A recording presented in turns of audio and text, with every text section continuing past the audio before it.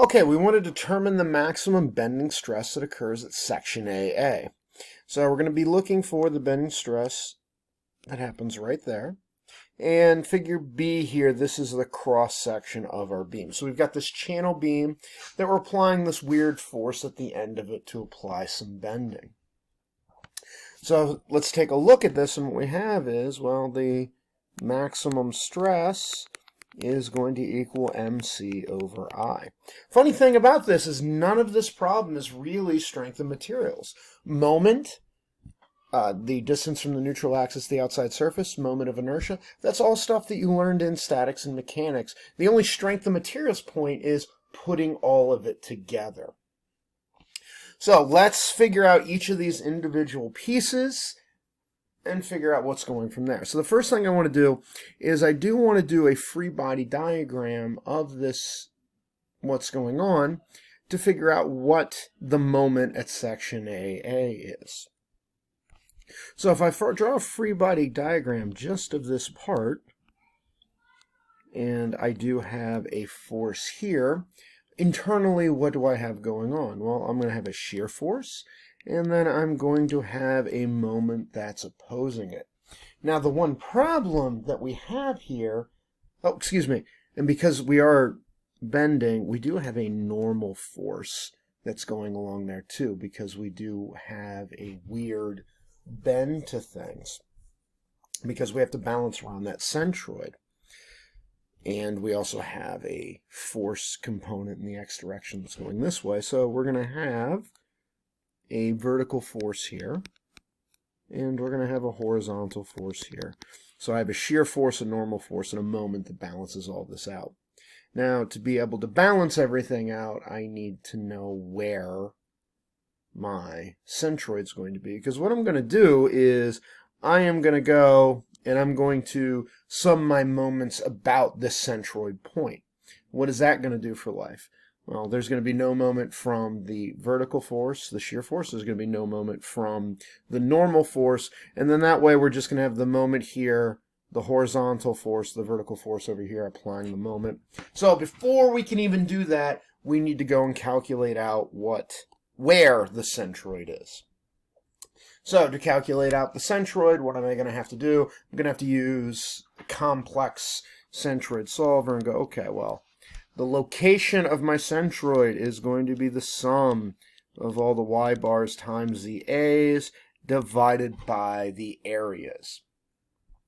Now we have to set things up to where we have the same 0 point that we're going to be calculating from, and so we're going to take this top surface as my 0, and so we're going to measure everything down from there. So the first thing I want to do is I want to take a look at this area here. Now we have two of them. They're going to be everything's going to be the exact same for them. So I'm just going to multiply this first one by 2. And so the y bar, well, this is 200 millimeters from 0 to the down part. So that's going to be 100 millimeters or 0.1 meters to get to the centroid of that little piece. And now I have to multiply that by the area, and so the area is going to be 0.2 meters times 0.15 meters wide. And so that'll give me the area of this little guy times its centroid, and then times 2 because there's 2 of them. I can't really move that, so I'm just going to rewrite this down here because it is taking up a little bit of space and we're going a little bit long here. Okay. And now we got to do this guy up here. So we're going to add to that the location of its centroid. Since it's a 20 millimeters long, or excuse me, wide, distance to the centroid is going to be 10 millimeters, and then we have to multiply it by its area, 0.25 meter, and then it's 20 millimeters higher, 0.02 meters. And then I'm going to divide that by the area of everything. So 2 times 0.2 meter times 0.15 meter plus 0.25 meter times 0.2 meter. Okay, and so when I multiply that entire mess together and divide it through, I'm going to end up with 0.05909 meter, or 59.09 millimeter, which you'll see is actually in our picture already, but that's fine. We were just going to use that as a placeholder to show off what's going on. So now I know the location of my centroid. And so doing that, I'm going to know my C. I have a C to there. I have a C to there. So I have two different ones that I can look at. But right now, let's go back now to the last slide because I want to solve this entire thing. Because now that I know what the location of my neutral axis is, I can start solving for all the different components of my moment. Now, as I look at this, I have the slope, 5 and 12 gives me a slope of 13, so I can sit there and use trig and go, okay, well, I know this component is going to be 1 kilonewton, and then I know the vertical component is going to be 2.4 kilonewtons, and so it's going to be a lot easier to solve my equations based on that. So, since I know that this guy here is going to be 0.05909 meter, and that's from the surface to there. So now I can calculate out the moment there. I know I'm looking at 2 meters here, so I can calculate out the moment there. So let's go and solve our moment equation. So the sum of the moments about point A have to equal 0, and we will take counterclockwise as positive. So the first thing I've got is 2.4 kilonewtons times 2 meters. And that is going in, if I look at this, this is pushing down. It's going in a counterclockwise direction. We'll say that's positive. And then my next one is 1 kilonewton times the distance of 0.05909 meter. And so now looking at that, that is also going in a positive direction. That's a counterclockwise moment. And I ran out of room here, but our last one is just the moment, and we drew that going in a negative direction, so minus moment. And so now I just move moment to the other side and solve for it. And I can calculate out my moment is going to be 4.859 kilonewtons per meter. And it's positive. What that means is I've drawn my moment in the correct direction, so I don't have to change the arrow. And let me just underline this instead of box it, since that's only part of the answer. So we have M, we have C. The last thing that we need to do is calculate out I.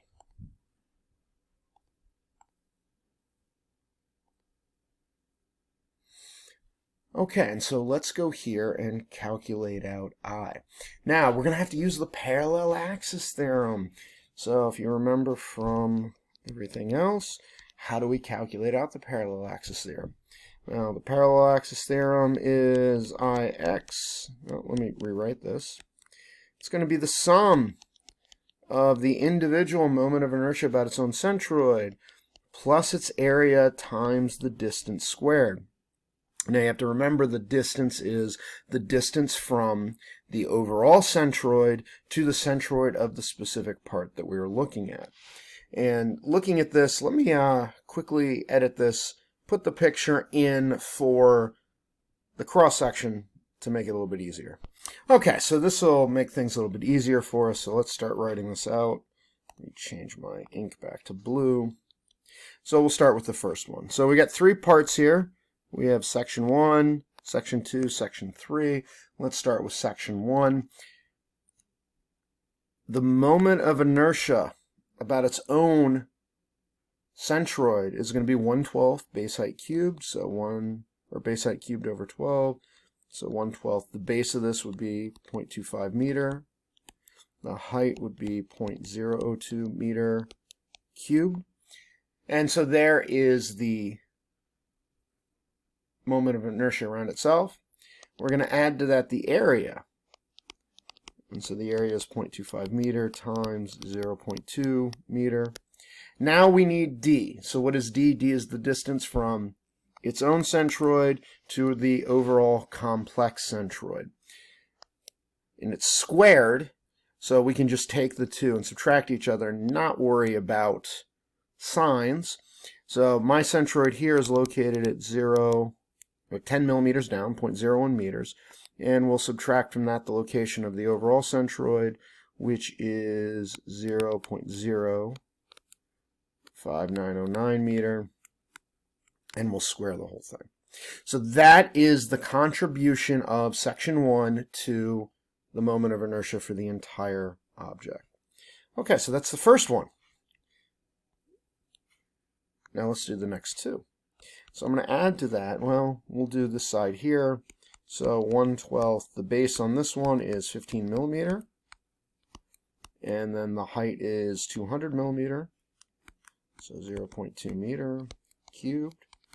And then we'll do the area, 0.015 meter times 0.02 meter. Now we'll do the same thing. This centroid here is located at 100 millimeters. So 0.1 meter. How do I know where those centroids are? It's a rectangle. It's really easy. It's right in the middle. And I'm going to subtract from that 0.05909 meter. I'm going to take that and square it. And so now that's the influence of this section to the overall moment of inertia. Now, because of the way we broke this up, this one here is the exact same as the first one. So I'm just going to take that second one and multiply it by 2. Just make it a little bit easier for me. So the overall moment of inertia is when I throw, oh, I don't need that bar there. Actually, that bar is technically over that one there. So I calculate out the moment of inertia. What do I get? I'm going to end up with 42.26 times 10 to the negative 6 meters to the fourth. And so now I have all of the information that I need to calculate out the bending stress. Now I want to know the maximum bending stress. So I have two different places where I'm going to have stress. So if I take a look at my sidebar here, as I'm pushing down this way, I'm going to be lengthening the top. I'm going to be shortening the bottom. So on the top, I will have a tensile stress. On the bottom, I'm going to have a compressive stress.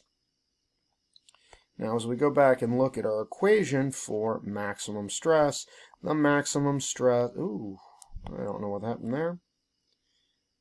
The maximum stress is going to be MC over I. Now we have a maximum tensile stress and a maximum compressive stress. In this problem, I just asked for what the maximum stress overall is. And so I'm going to leave this on a cliffhanger because we have to finish it in the next video. But think about it. Is the tensile stress going to be maximum, or is it going to be the compressive stress? The answer you'll get in just a second.